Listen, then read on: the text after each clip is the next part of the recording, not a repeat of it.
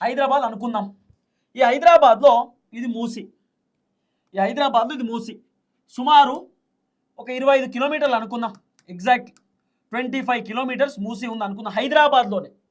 ఈ 25 kilometres of మూసీలో ఈ మూసీ పక్కన ఇండ్లు ఉంటాయి, సెట్ బ్యాక్ చేసే కడతారు. ఈ ఇండ్లు ఉన్నాయి కదా, ఈ మూసీ పక్కన ఉన్నటువంటి ఇండ్లను కూల్చేస్తారట.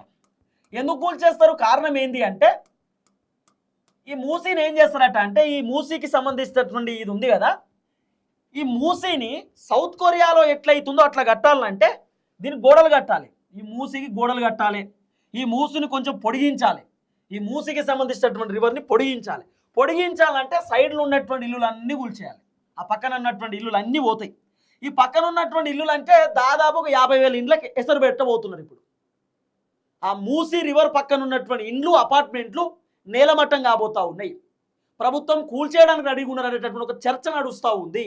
కారణం ఏంది, ఈ మూసీని కట్టడానికి రెడీ అవుతా ఉన్నారు. ఈ మూసీకి సంబంధించినటువంటి ప్రాజెక్టు 1,00,000 కోట్లతోటి రేవంత్ అనే ప్రాజెక్ట్ కన్స్ట్రక్షన్ చేయడానికి సుమారు 25 కిలోమీటర్ల కంటే ఎక్కువనే ఉంటుందేమో మరి మూసీ రివరు.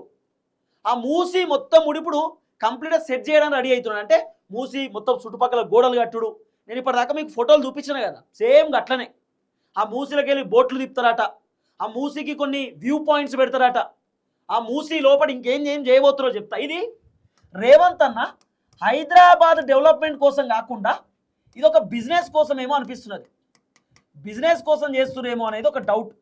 సరే, ఇప్పుడు రేవంత్ అన్న ఈ మూసీ కట్టిన తర్వాత రాబోతున్న 2028 అధికారం కోల్పోతే మరి ఈ బిజినెస్ పరిస్థితి ఏంటంటే, ఇప్పుడు రేవంత్ అన్న మూసీ కట్టిన తర్వాత మొత్తం వాళ్ళ బ్యాచ్కి ఇస్తారు కదా కాంట్రాక్ట్ పనులు, ఆ బిజినెస్ హోటల్ కథ అంతా కూడా రేవంత్ అన్నకి సంబంధించినటువంటి వ్యక్తులే ఉంటుంది కదా, ఉంటే వాళ్ళే ఉంటారు కదా. బీఆర్ఎస్ అధికారంలోకి వచ్చిన తర్వాత కూడా మాకు ఆల్రెడీ కాంట్రాక్ట్ ఉంది మేమే చేస్తామని కూడా చెప్తారు కదా, అట్లేమని ఉండొచ్చు. మరి ఇది కొత్త బిజినెస్ లెక్క కనబడుతున్నది.